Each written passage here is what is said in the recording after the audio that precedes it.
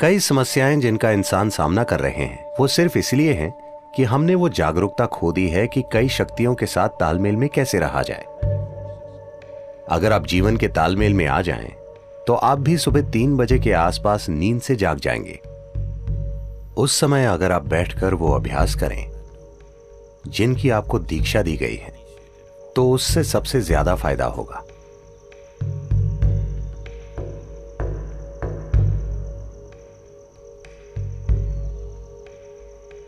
जिस तरह से धरती घूम रही है और जो भी हो रहा है, उस वजह से एक बहुत बुनियादी बदलाव आता है सुबह 3:20 से सुबह 3:40 के बीच। इसे ब्रह्म मुहूर्त कहते हैं। ऐसा बस 33 डिग्री लैटिट्यूड तक ही होता है। आपका सिस्टम, मनुष्य का सिस्टम एक विशेष तरीके से व्यवहार करता है। यह एक संभावना है। तो एक जागरूकता रही है इस संभावना का इस्तेमाल करने की। आपका जीवन उन कई चीजों का परिणाम है जिन्हें हम ब्रह्मांड कहते हैं या जिन्हें हम अस्तित्व कहते हैं। तो हम इस जबरदस्त घटना का परिणाम है जिसे हम सृष्टि कहते हैं।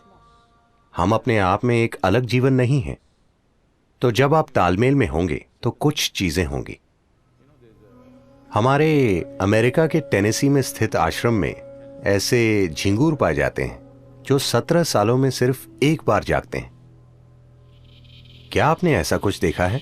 वो समझ जाते हैं कि 17 साल हो गए और वो जाग जाते हैं। फिर वो बच्चे पैदा करते हैं और सो जाते हैं। वो समझ जाते हैं कि 17 साल हो गए, वो भी बिना किसी अलार्म बेल के। तो ये कैसे होता है? मैं कह रहा हूं कि वो प्रकृति के साथ तालमेल में है। हमने प्रकृति के साथ तालमेल खो दिया है और हमें लगता है कि यही हमारी प्रकृति है। नहीं, कई सारी बीमारियां और समस्याएं जिनका मनुष्य अनुभव कर रहे हैं, वो बस इसलिए हैं क्योंकि हमने वो जागरूकता खो दी है कि उन कई सारी शक्तियों के साथ तालमेल में कैसे रहा जाए जो हमें वो बनाती हैं जो हम हैं। तो योग वो तालमेल लाने के लिए है ताकि आप जीवन के साथ लय में हो। अगर आप जीवन के साथ लय में होंगे तो आप भी सुबह 3 बजे के थोड़ा बाद जागेंगे।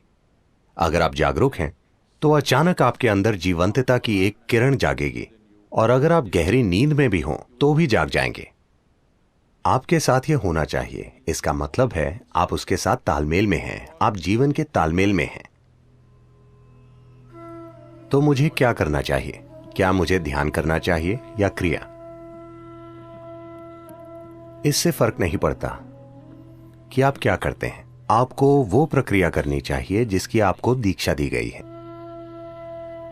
क्योंकि दीक्षा का मतलब है आपको कोई अभ्यास बस सिखाया ही नहीं गया है, आपके सिस्टम में उसे उतार दिया गया है, उसे आपके सिस्टम में बैठा दिया गया है।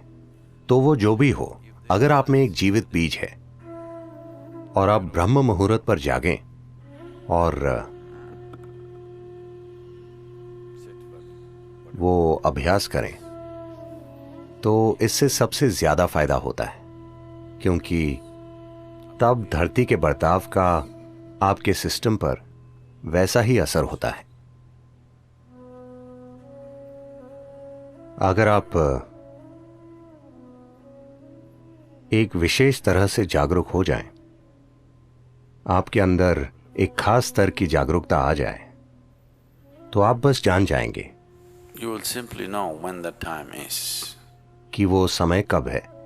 अगर आप सही समय पर सोने जाएंगे तो आपको घड़ी देखने की जरूरत नहीं होगी। आप हमेशा जान जाएंगे कि 3:40 बजे हैं, क्योंकि फिर शरीर एक अलग तरह से बर्ताव करता है। उस समय अगर आप बैठकर वो प्रक्रिया करें जिसकी आपको दीक्षा मिली है, वो नहीं जो आपने किताबों से पढ़ी है, तो सबसे ज्यादा फायदा होगा। उस समय बीज को अंकुरित होने के लिए जरूरी मदद मिल जाएगी, या वो अन्य समय के मुकाबले ज्यादा तेजी से विकसित होगा। यह सिर्फ दीक्षित लोगों के ही लिए है। अगर आप दीक्षित नहीं हैं, आप किताब योगी हैं, तो 3:40, 6:40, 7:40 इससे कोई ज्यादा फर्क नहीं पड़ता। ऐसे लोगों के लिए संध्या काल ज्यादा महत्वपूर्ण होते हैं। संध्या मतलब सूरज के उगने से 20 मिनट पहले से 20 मिनट बाद तक, या सूरज डूबने से 20 मिनट पहले से 20 मिनट बाद तक। दोपहर और आधी रात के लिए भी यही सच है, लेकिन उनकी प्रकृति अलग है। तो ये 2 संध्याएं उनके लिए बेहतर हैं जो दीक्षित नहीं है। 3:40 उनके लिए अच्छा है जिन्हें शक्तिशाली दीक्षा मिली है।